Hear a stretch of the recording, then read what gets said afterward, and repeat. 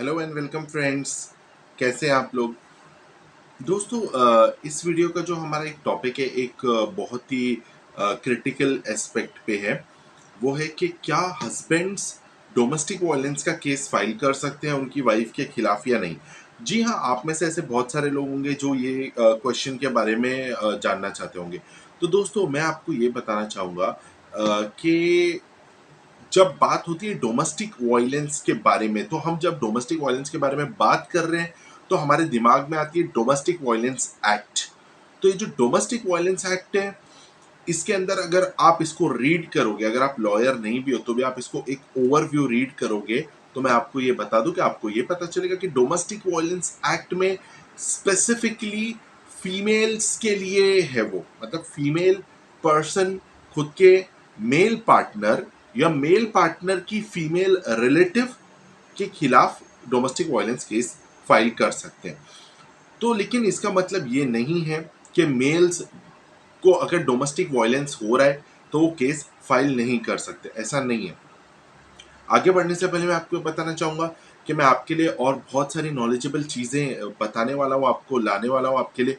तो आप please channel को सब्सक्राइब कर लीजिए ताकि आपको और इन्फॉर्मेशन मिले, और बेल आइकन पे भी क्लिक कीजिए।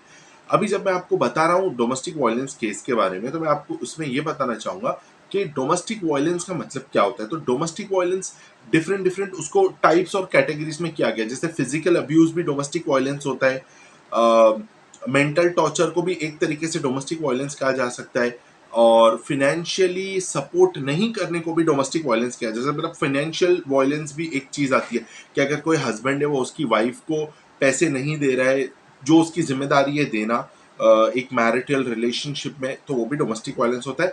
अभी वो एक डिफरेंट चीज है कि वाइफ पैसे कमा सकती है या कमा रही है फिर भी वो एक्सपेक्ट कर रही है, तो वाइफ कितना पैसा डिजर्व करती है, हस्बैंड को कितना पैसा देना चाहिए, सारे अलग अलग केस टू केस बेसिस पे टॉपिक्स है।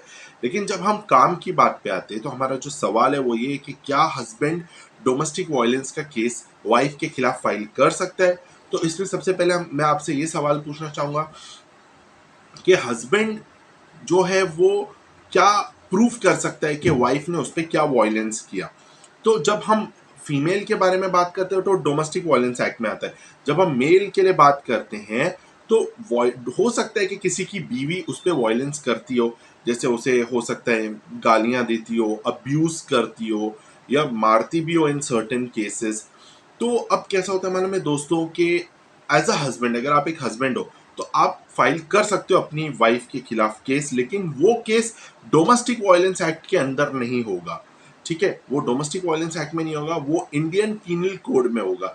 जैसे फॉर एग्जांपल, अगर आपको आपकी वाइफ ही नहीं किसी ने भी अब्यूज किया, किसी ने भी जैसे गाली गलौज दिया या मारने की धमकी दिया, तो वो आप सेक्शन 504 और 506 ऑफ द आईपीसी में आता है।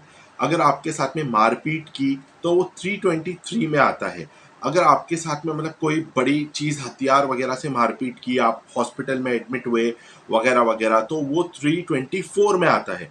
तो दोस्तों, हो सकता है किसी की बीवी उसे अब्यूज करती हो तो वो उसके खिलाफ केस फाइल कर सकता है, लेकिन वो केस डोमेस्टिक वायलेंस एक्ट में नहीं होगा। अब क्योंकि वो डोमेस्टिक वायलेंस एक्ट में नहीं है तो वो एक इंडियन पीनल कोड से जाएगा, जिसके खिलाफ एफआईआर भी करवाई जा सकती है अगर वो मारपीट ज्यादा सीरियस है तो।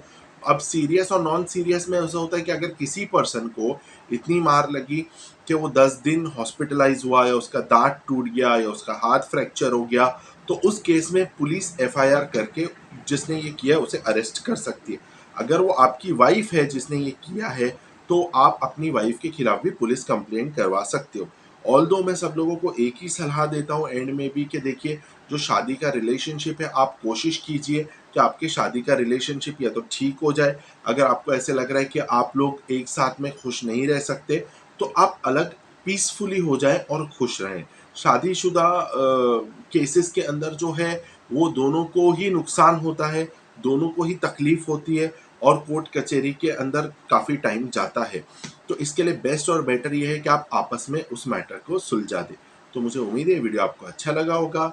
अगर आपको कोई कमेंट्स लिखने हैं, अगर आपको और कोई इन्फॉर्मेशन शेयर करनी है जो मैंने मिस किया होगा, तो आप नीचे कमेंट बॉक्स में लिख सकते हैं।